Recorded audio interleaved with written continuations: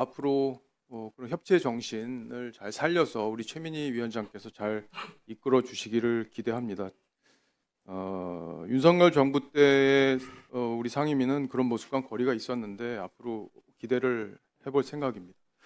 이진숙 위원장님, 네, 지금 최민희 위원장께서 방통위 폐지 법안 내겠다고 말씀하신 거 알고 계신가요? 정확하게 방통위 폐지 법안이라는 것이 공식 명칭인지는 그런 모르겠으나 취지의 법안이라 내겠다는 예, 말씀 알고 들으셨죠? 있습니다. 근데 지금 이 방통위를 폐지하는 문제는 용산에서 국정기획위원회에서 별도의 정부조직 개편안을 준비하고 있는 상황이죠. 그렇게 혹시 알고 폐지에 대해서 뭐 언지를 받거나 그런 거를 준비하고 있다는 얘기를 들으신 게 있습니까?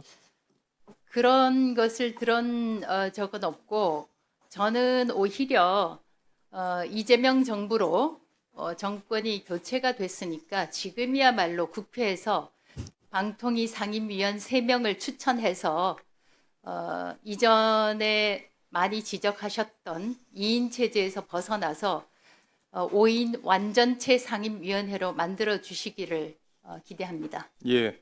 아직 뭐 용산에서 특별히 이 방통위를 폐지하겠다 말겠다 이런 얘기가 나온 단계는 아니라는 걸로 알고 계시는 거죠? 제가 몇 차례 국무회의에 참석을 했지만 제가 뭐 국무회의에서 있었던 일을 얘기를 해서는 안 된다고 생각합니다. 예. 비공개 회의였기 때문에 다만 이 자리에서는 방통위 폐지 언급은 제가 듣지 못했다는 것을 말씀을 드립니다.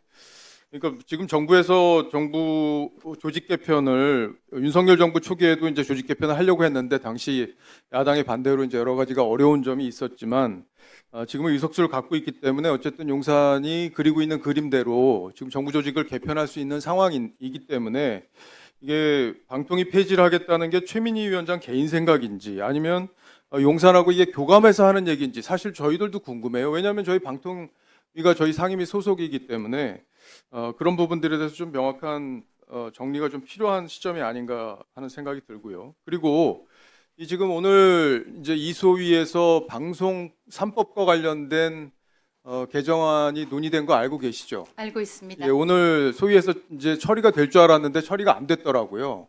처리가 안 됐던데 이 법에 대해서 지금 이제 기존의 윤석열 정부 때 추진됐다가 본회의 통과되고 거부권 행사가 돼서 이게 이제 처리가 안 됐던 건데 이번에 민주당에서 내놓은 안과 기존의 안 어떻게 다르다고 보고 이게 결과적으로는 어떤 리스크를 지는 법인지 의견이 있으실 것 같아요. 제가 그렇지 않아도 13개 법안, 13명의 의원이 발의를 해서 41개의 법안이 나와 있는 걸로 알고 있습니다. 방송 3법이기 때문에 KBS, MBC, 방문진, EBS 다 합쳐서 40여 개의 법안이 나와 있는데 공통점이라고 한다면 이사의 수를 공영방송 이사의 수를 현재보다 늘리는 것이 공통점이라고 생각합니다. 그런데 지난 10여 년 동안 아마 제가 기억하기로 10년도 넘은 걸로 기억을 하고 있는데 만약에 아주 현재 안보다 좋은 안이 나왔다면 그리고 여와 야가 뭐 공수가 바뀔 수는 있을지는 모르겠지만 여야가 바뀔 수는 있을지 모르겠지만 정말 좋은 묘안이 나왔더라면 진작 그 안이 채택되지 않았을까라는 생각을 합니다.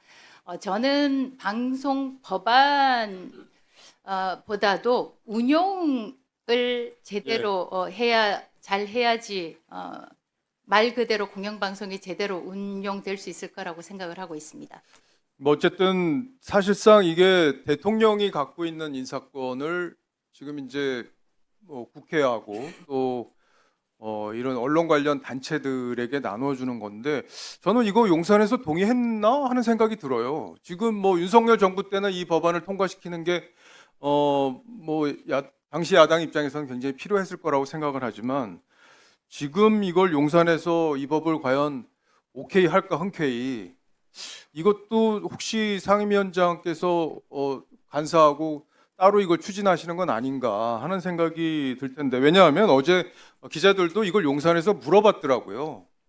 그 홍보수석한테 이게 지금 용산의 입장하고 이게 당의 입장하고 똑같은 거냐.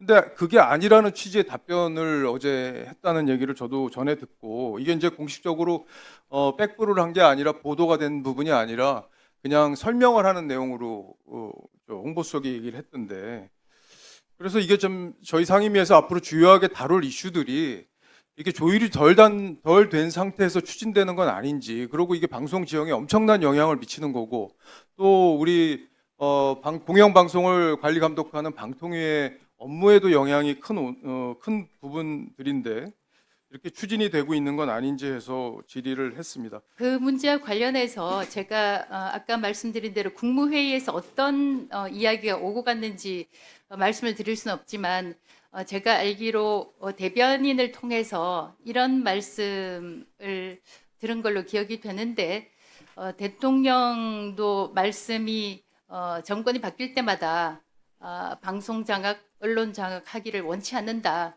그런 말씀을 했고 이번에 나온 법안을 보면 제가 이전에 나온 법안들하고도 아까 그 공통점을 말씀을 드렸지만 공영방송이라는 것은 정치 권력으로서부터 독립 또 자본 권력으로서부터도 독립을 해야 하지만 노동 권력으로부터도 독립을 해야 한다고 생각합니다.